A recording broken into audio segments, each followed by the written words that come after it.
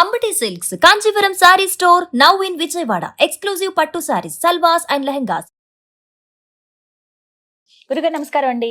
వాగర్థావివ సంపృక్తౌ వాగర్థ ప్రతిపత్తయే జగతః పితరౌ వందే పార్వతీ పరమేశ్వరౌ. ఆదిత్యాయ చ సోమాయ మంగళాయ బుధాయ చ గురు శుక్ర శనిభ్యశ్చ రాహవే కేతవే నమః. శృంగేరి జగద్గురు పీఠాధిపతులకి, కంచి పీఠాధిపతులకి నమస్కారములు తెలియజేసుకుంటూ కార్యక్రమాన్ని ప్రారంభిద్దాం. గురుగారు, ధర్మ సందేహాలు చాలా, అసలు నిత్యం ఏదో ఒక సందేహం వస్తూనే ఉంటుంది. అయితే ఇందులో భాగంగా కొన్ని కామెంట్స్ లో నేను గమనించానండి, గోశాల గురించి కొంతమంది ప్రత్యేకంగా అడిగారు. అవి రిపీటెడ్ గా వచ్చాయన్నమాట. అయితే అందులో వారు అడిగిన ప్రశ్న ఏమిటంటే, ఏదైనా సమస్య వచ్చినప్పుడు, జాతక పరంగా కావచ్చు, గ్రహ దోషాలు ఉన్నప్పుడు, ఇలా ఏమైనా ఉన్నప్పుడు గోశాలను సందర్శించండి, గోవులను సేవించండి, అక్కడ పూజ చేయండి, కాసేపు గడపండి, ఇలా చెప్తూ ఉంటారు. అయితే నార్త్ సైడ్ లో చాలా మంది వారికి ఎటువంటి సమస్యలు వచ్చినా, ఆర్థికంగానైనా, దాంపత్యం పరంగానైనా, ఉద్యోగాల విషయంలో కావచ్చు, ప్రత్యేకించి అనారోగ్యం చేసినప్పుడు చిన్న చిన్న పరిహారాలండి, ఆవుకు వెళ్ళి ఏమైనా తినిపించడము, కేవలం గోశాలను సందర్శించడము, గోవు దగ్గర కాసేపు సేవ చేయడము, ఇలా చేసి వాళ్ళ సమస్యల నుంచి బయటపడుతున్నారని విన్నాము. ఇది ఎంతవరకు నిజమండి? మనకి కూడా అది వర్తిస్తుందా? అందరం భూమండలంలోనే ఉంటున్నాం కాబట్టి, అది ఉత్తరమైనా దక్షిణమైనా కూడా మనం కూడా ఏమైనా సమస్యలు వచ్చినప్పుడు గోశాలను దర్శించడం ద్వారా ఆ సమస్యల నుంచి బయటపడవచ్చా అని అడుగుతున్నారు. వాస్తవానికి మీరు చెప్పింది 100కి 100 పాళ్ళు కాదు, 1000 పాళ్ళు సత్యం. సత్య దూరం ఏమాత్రం కాదు, అంతా సత్యమే. వీక్షించేటువంటి సుమన్ టీవీ ప్రేక్షకులు కూడా గమనించాల్సింది ఏంటంటే, ఇప్పుడు చాలా మంది తమకున్నటువంటి సమస్యలు ప్రతి వాళ్ళకి ఉంటాయి. మీకు ఉంటాయి, నాకు ఉంటాయి. నాకు జాతకరీత్యా పడాల్సినవి పడుతూనే ఉంటుంటాయి. దాన్ని ఎవరు అతీతులు కారు. దైవాంశ సంభూతులైనటువంటి రాముడు, కృష్ణుడు, పరశురాముడే అతీతులు కారు, మనం ఎంతటి వాళ్ళమ్మ. అయితే దీనికి కొన్ని మానవుడు పుట్టడం వరకు గత జన్మ కర్మదోషం, కానీ ఆ జాతక దోషాన్ని అనుసరించి జ్ఞానముతో ఆ జాతక దోషాల్ని తొలగించుకుంటూ, ప్రయత్నపూర్వకంగా తొలగించుకుంటూ ఉద్ధరింపబడాలి. దీనిలో భాగంగా సమస్యలు ఎదురైనప్పుడు చాలా మంది జాతకాన్ని చూపించుకుంటుంటారు. చూపించుకున్నప్పుడు ఈ గ్రహ దోషాలు, ఈ పరిహారము తప్పదు. ఎందుకనంటే ఏ సమస్య అయినా కానీ, ఒకటి దేవతా పరిహారములు, 2 మానవ పరిహారములు చేసుకోవాలి. దేవతా పరిహారం అంటే పూజలు ఇవన్నీ చేసుకోవాల్సిందే, తప్పదు. ఎందుకంటే తద్వారా ఏమవుతుంది, ఆ పూజలు చేసుకోవడం ద్వారా పుణ్య రాశి పెరుగుతుంది, పాప రాశి దగ్ధమవుతుంది. మానవ పరిహారం అన్నప్పుడు మనము ఈ జన్మ ఏ దోషముతో మనం ఎత్తాము, ఆ దోషాన్ని కడుక్కుంటూ మళ్ళీ పాపము చేయకుండా జీవించడానికి మనకు ఒక మంచి అర్హత మానవ జన్మ అని చెప్పవచ్చు. అందుకనే సాధ్యమైనంత వరకు పరోపకార బుద్ధి అనేటువంటిది ఉండేది. ఇది రాను రాను కలియుగంలో తగ్గుతూ వస్తుంది. ఇక మనం గమనించుకున్నట్లయితే, ఇప్పుడు మీరు ఆవుకి సంబంధించినటువంటి విషయాన్ని అడిగారు. మనకు ఈ సంబంధించినటువంటి క్షీరసాగర మథనంలో లభించినటువంటి ద్రవ్యములన్నీ కూడా అత్యంత పవిత్రమైనటువంటిది. అందులో కామధేనువు కూడా. కాబట్టి కామధేను అంటే సాక్షాత్తు గోస్వరూపమే. అయితే ఈశ్వరుడు పెట్టినటువంటి పరీక్షలో గోవు తన యొక్క శిరస్సు ద్వారా అబద్ధమాడి ఆడనట్టుగా ఉన్నందుకు ఈశ్వరుని యొక్క కోపానికి గురై శాపానికి గురైంది. కాబట్టి ముఖము మాత్రము కాకుండా తోక మాత్రము తో మనము పవిత్రమైనదిగా భావించి తోకని మాత్రమే పూజ చేస్తుంటాం, పృష్ఠ భాగాన్ని తోక దగ్గర. ఎందుకు ఆ విధంగా అక్కడి నుంచి బయటపడేటువంటి గోమయము కూడా అత్యంత పవిత్రమైనదిగా, విభూతిగా ఎంతో మంది ఇప్పటికీ కూడా బ్రాహ్మణులు ధరిస్తుంటారు. ఆవు పీడికలతో హోమాలు కూడా చేస్తుంటారు. అత్యంత పవిత్రమైనటువంటిది. ఒక రకంగా గోవు చాలా సుగుణాలు కలిగినటువంటిది. 33 కోట్ల దేవతలు ఆ గోమాతలో ఉన్నారు. కాబట్టి మార్వాడి వాళ్ళు మీరు చూశారనుకోండి, ఎక్కువగా పరిహారాలంటూ మన వైపు వచ్చేసరికి కర్మభూమి కాబట్టి జపాలు, హోమాలు అవి. నార్త్ సైడ్ వారికి సంబంధించి పుట్టుకతోనే మోక్షాన్ని పొందేటువంటి వ్యక్తులది ఆ యొక్క దేశం. కాబట్టి ఆ నార్త్ సైడ్ వాళ్ళందరూ కూడా చిట్టి తంత్రాలు పాటిస్తుంటుంటారు. అంటే ఎవరికైనా సేవ్ చేయడము, సర్వ్ చేయడము, పిల్లలకి, వృద్ధులకి, లేకపోతే ఏదైనా ధాన్యాలు నానబెట్టి తినిపించడం. ఎక్కువ ఖర్చు కాదమ్మా. ఎక్కువగా డబ్బులు పెట్టుకొని ఖర్చు చేయమని ఎక్కడా చెప్పబడలేదు. ఉన్న వాళ్ళకి ఉన్న రకంగా. ఇప్పుడు జబ్బు చేసింది, జ్వరం వచ్చింది, డబ్బున్నవాడు ఐసీయూలో జాయిన్ అయిపోతాడు, కేర్ తీసుకుంటాడు. లేనివాడు డోలో టాబ్లెట్ వేసుకొని ఇంట్లో పడుకుంటాడు. లేకపోతే లంకణం అంటే ఏమీ తినకుండా నిరాహారంగా శరీరాన్ని అలా కాపాడుకుంటాడు. అంతే ఉన్నవాడికి లేనివాడికి. కాకపోతే రోజుల తేడాలో రికవరీ అవుతారు, అంతే తేడా. అంతే. ఇక్కడ మనం గమనించాల్సినటువంటి అంశం ఏంటంటే అనేక రకాలైనటువంటి దోషాలకి జపతర్పణ హోమాది కార్యక్రమాలు చేయించుకునే వాళ్ళు ఉన్నారు. చేసుకోలేని వాళ్ళు కూడాను చిన్న చిన్న తంత్ర పరిహారాలు పాటించుకుంటే చాలా మంచిదమ్మా. చెప్పండి గురువు గారు, అది మరి అలాంటివి అంటే నవగ్రహ ఇప్పుడు మనకు సాధారణంగా ఈ సంబంధించినటువంటి గోపూజ చేసేటప్పుడు గోపూజ చాలా గొప్పది.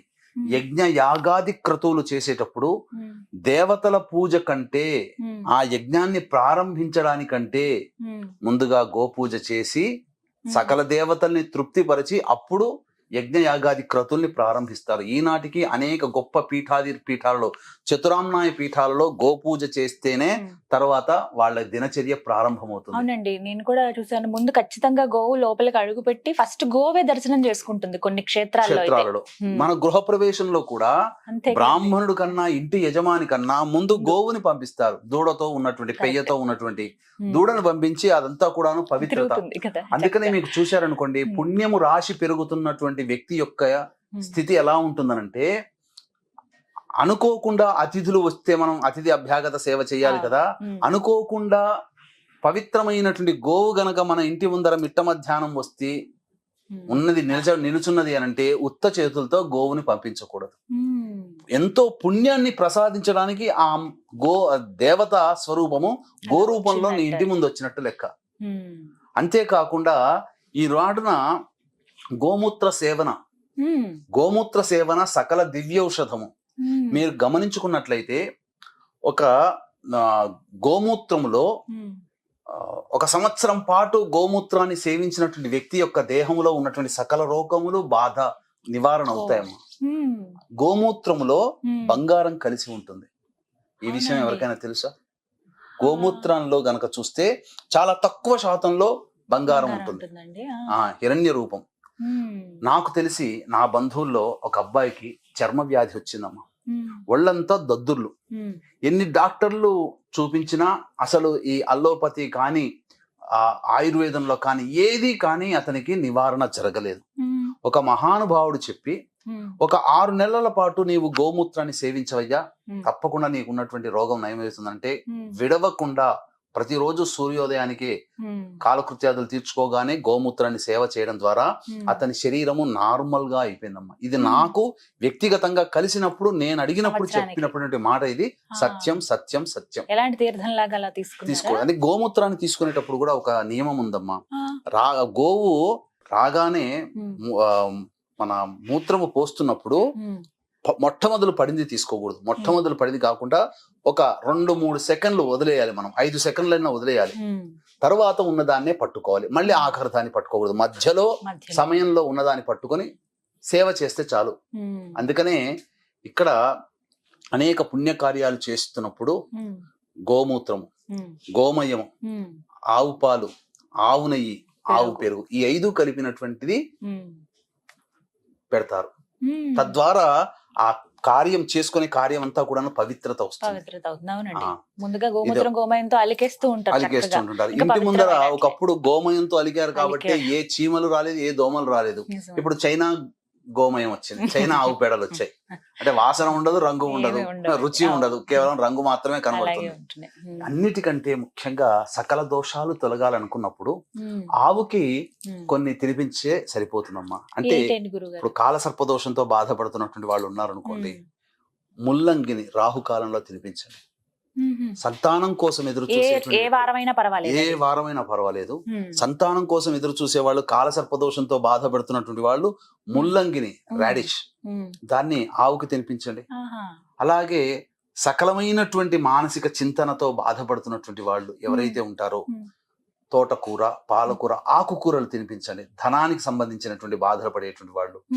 అలాగే ఇప్పుడు జాతకాన్ని చూసినప్పుడు, ఇప్పుడు మీకు దశ బాగోలేదండి, శని మహాదశ, ఏల్నాడు శని నడుస్తుంది, శని మహాదశ బాగోలేదు, లేకపోతే ఇతరత్ర ఏవైనా కానీ గ్రహాలు బాగలేవన్నప్పుడు ఆ గ్రహాల యొక్క ధాన్యాన్ని డైరెక్ట్ గా చాలా మంది పోయి ఇస్తర్లో పెడితే తింటుంటారు, విస్తరాకుల్లో. అలా పెట్టకూడదు. ఏ రోజైతే పెట్టుకోమని శాస్త్రజ్ఞులు చెప్పారో జ్యోతిష పండితులు, దానికన్నా ముందు రోజు రాత్రిపూట ఒక చక్కటి మంచి నీటిలో ఆ ధాన్యాన్ని వేసి, ఉదాహరణకి కుజుడు బాగోలేదు, కుజదోషం ఉందన్నారు, కందులు చెప్తారు నీటిలో వేసి, అంటే ఆ నీటిలో బెల్లం వేసి బెల్లాన్ని కరిగించేయాలి కొద్దిగా, కొంచెం కొద్ది తీపి రావడానికి. అందులో కందులని నానబెట్టి తెల్లవారి కుజహోరలో, మంగళవారం రోజున కుజహోరలో తినిపిస్తే గనక కుజదోషము సంప్రాప్తం. కందులని నానబెట్టి, ఆ బెల్లం నీటిలో కందులు నానబెట్టి తెల్లవారి ఆ కందుల్ని ఆవుకి తినిపిస్తే కుజదోష పరిహారం. ఈ విధంగా ఒక 7 మంగళవారాలు చేయడం.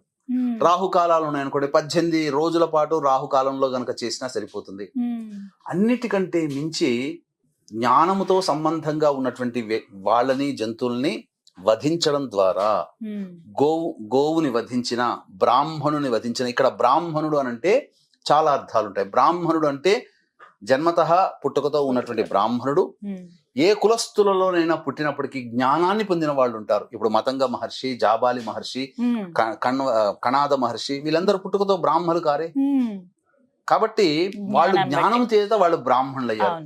అంటే అట్లాంటి బ్రాహ్మణత్వాన్ని, జ్ఞానం చేత పొందినటువంటి బ్రాహ్మణత్వాన్ని కలిగినటువంటి వ్యక్తులని చంపిన, బ్రహ్మజ్ఞానిని చంపిన, స్త్రీని చంపిన, గురువుని చంపిన, పీఠాధిపతిని చంపిన, ఇది బ్రహ్మహత్యా పాతక దోషము. కాబట్టి ఏ సమయంలోనైనా కానీ గోవు దగ్గరికి వెళ్ళి, అంటే మీకు చెప్పాలి అని అంటే చాలా మంది ఇప్పటికి పీఠాధిపతులు కావచ్చు, గొప్ప గొప్ప వాళ్ళు కావచ్చు, గోవులని గో సేవ కోసమే ఆశ్రమాన్ని, గోసేవ, గోశాల కూడా నడిపిస్తూ ఉంటుంటారు. ఎంతో మంది నడిపిస్తుంటుంటారు.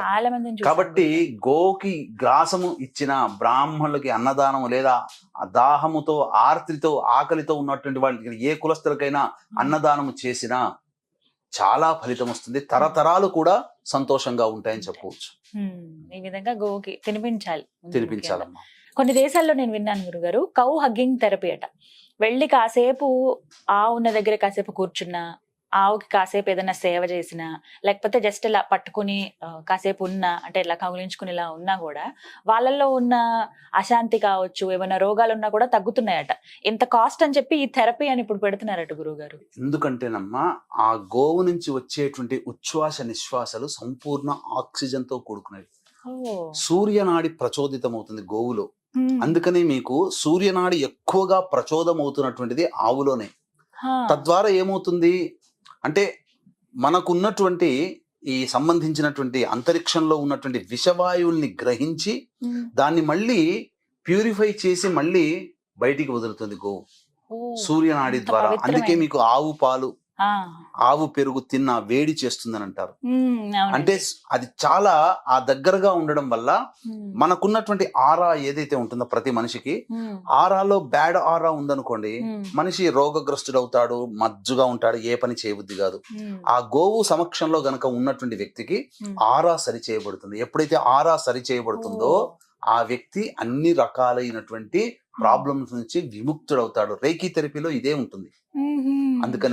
అందుకనే మీరు గమనించుకుంటే, ఏదైనా గురువు గారు ఉపాసన ఇచ్చినప్పుడు, మంత్రాన్ని ఇచ్చినప్పుడు, ఆ మంత్ర జపం చేసుకునే, పురస్చరణ చేసుకునే సందర్భంలో గో సమక్షంలో చేసుకుంటే 1,000,000 రెట్ల ఫలితం వస్తుందని అంటారు. అందుకనే గోశాలకు వెళ్ళి చేయమని అంటారు. గోవుల్ని కూడా మీకు పిడకలు, ఆవు పిడకలు, ఆవు భస్మం తయారు చేస్తారు కదమ్మా. చాలా మంది ఏం చేస్తారంటే తెలియకుండా ఆ యొక్క ఆవు పిడకలు చేసేటప్పుడు గోమయం పడగానే కింద పడ్డది ఎత్తుతారు. గుర్తుపెట్టుకోండి, ఎప్పుడైనా కానీ గోమయము పడుతున్నప్పుడు భూమికి తాకకూడదు. ఒక జబ్బ లాంటిది పట్టుకొని లేదా ఒక తట్ట లాంటిది పట్టుకొని అందులో పడుతున్నప్పుడు మనమే వెళ్ళి ఇట్లా పట్టుకొని అప్పుడు దాన్ని ఉండలుగా చేసి భూమికి ఎక్కడ తాకనీయకుండా ఎండవేడితో ఎండనిచ్చిన తర్వాత అప్పుడు హోమ ద్రవ్యంలో ఊకపట్టుతో కలిపి సకలమైనటువంటి పంచపల్లవాలు, మేడి, మర్రి, జువ్వి, మోదుగా, రావి ఈ యొక్క సమిధలతో పెట్టి హోమము చేసి, సుగంధ ద్రవ్యాలు కలిపి హోమము చేసి, అప్పుడు ఆ యొక్క భస్మాన్ని గనక వాడితే ఆ భస్మాన్ని ధరించినటువంటి వ్యక్తి సాక్షాత్తు రుద్రాంశ సంభూతుడవుతాడు. సకల దేవతలతో నిక్షిప్తమై ఉన్నటువంటి శక్తి అంతా గోమయంలో చేరి, ఆ గోమయం ద్వారా మనం చేసుకోబడినటువంటి ఈ భస్మముని ధరించినటువంటి వ్యక్తికి ఈ విధంగా లలాటంలో ధరిస్తాడు కదమ్మా. ఈ లలాటంలో ధరించినప్పుడు బ్రహ్మ లిఖితం, లలాట లిఖితం రాస్తాడు. ఆ గోమయం ధరిస్తూ ఉండడం వల్ల ఆ లిఖితములో ఉన్నటువంటి గండములు కానీ, దుర్యోగాలు కానీ అవన్నీ మాసిపోతాయి. గోవుకున్నటువంటి ఇంతటి శక్తి. అందుకనే పూర్వకాలంలో ప్రతి వ్యక్తి కూడాను విభూతి ధారణ చేసేవాడు. దానికి కులము అనేటువంటిది లేదు. అన్ని కులాల వాళ్ళు విభూతిని ధారణ చేసేవాళ్ళు. ఎప్పుడైతే విభూతిని ధారణ చేస్తారో ఐశ్వర్యం కలుగుతుంది. ఈనాడు విభూతిని ధరించడం కాదు, బొట్టు పెట్టుకోవడం కూడా మానేశారు మన వాళ్ళు. తద్వారా ఏమవుతుంది, ప్రతి వాడికి పొద్దున్న లేస్తే డబ్బుతో పని, డబ్బుతోనే సమస్యలు. ఈ విధంగా ఉన్నాయి. ఇంతటి గొప్ప విశిష్టత కలిగినటువంటి గోవుని మనం చులకన చేసేసుకొని మనం దూరం చేసేసుకున్నాం, విలువ తెలుసుకోలేకపోతున్నాం. చాలా మంది ఇప్పుడు గోవు అనేసరికి జెర్సీ ఆవుని కూడా గోవు అనుకుంటున్నారు. నాటు ఆవులే గోవులుగా తీసుకోవాలి. దేశవాళీ గోవులు, జెర్సీ పాలు, జెర్సీ ఆవులు మన సంబంధించినది కాదు, క్రాస్ బ్రీడ్ అయినటువంటి ఆవులు. కాబట్టి ఆవుని ఎలా గుర్తు పెట్టుకోవాలంటే మూపురం ఉంటుంది. జెర్సీ ఆవులకి మూపురం ఉండదు, ఇలా ఫ్లాట్ గా ఉంటుంది పైన. కాబట్టి జెర్సీ ఆవు కాకుండా దేశవాళీ ఆవులు. అందుకనే దేశవాళీ ఆవులు 2 లీటర్ల కంటే ఎక్కువ. జెర్సీ ఆవులు 10-14 లీటర్లు ఇస్తుంటుంటాయి. తెలియక అవే ఆవు పాలని మనం తాగుతుంటుంటాం. వాటికన్నా ఇది శ్రేష్టం. ఇన్ని లాభాలు ఉన్నాయి ఆవు పాలు తాగితే. ఆవుని కొలవటం వల్ల, పూజించడం వల్ల ఎన్ని లాభాలు ఉన్నాయి. చాలా పుంగనూరు చాలా చిన్న ఆవులు ముద్దుగా ఉంటాయి. ఇంట్లో చంటి పిల్లలు పెంచుకుంటున్నారు. అంటే వాటికి ఎక్కువగా ఏదో సంబంధించినటువంటి హార్మోన్స్ తేడా చేసి అంటున్నారు. అది ఎంతవరకు వాస్తవం మనకు తెలియదు. కానీ ఆ ఇంట్లో ఆ చిన్న ఆవు ఇంట్లో తిరుగుతున్న ఆనందమే కదా. అలా పెంచుకుంటున్నారు ఇంట్లో. మరి ఇంట్లో చాలా మంది ఇళ్లలో పిల్లలు ఎంతో ముద్దుగా పెంచుకుంటుంటారు. ముద్దుగా ఉంటాయి వీళ్ళంతా తిరుగుతూ ఉంటే. వాటి తల్లి కూడా అంతే ఉంటుంది, ఇంకా చిన్నగా ఉంటాయి. మొత్తానికి తెలిసింది ఇవాళ చాలా ప్రత్యేకమైన విషయం. అన్ని సమస్యలకు మనం ఎక్కడెక్కడికో తిరుగుతూ ఉంటాం, మన దగ్గరలో ఉన్న గోశాలకు వెళ్తేనే వాటికి చక్కటి ఫలితం ఉందని. ఇంకా వీటి గురించి కొన్ని వీడియోస్ చేద్దాం గురువు గారు, ఇంకా వివరంగా చెప్దాం. అసలు ఆవు గురించి తెలుసుకోవాలి, ఆవు గురించి చాలా విషయాలు. ధన్యవాదాలు గురుగారు, నమస్కారం. సర్వం శ్రీ ఉమామహేశ్వర పరబ్రహ్మార్పణమస్తు.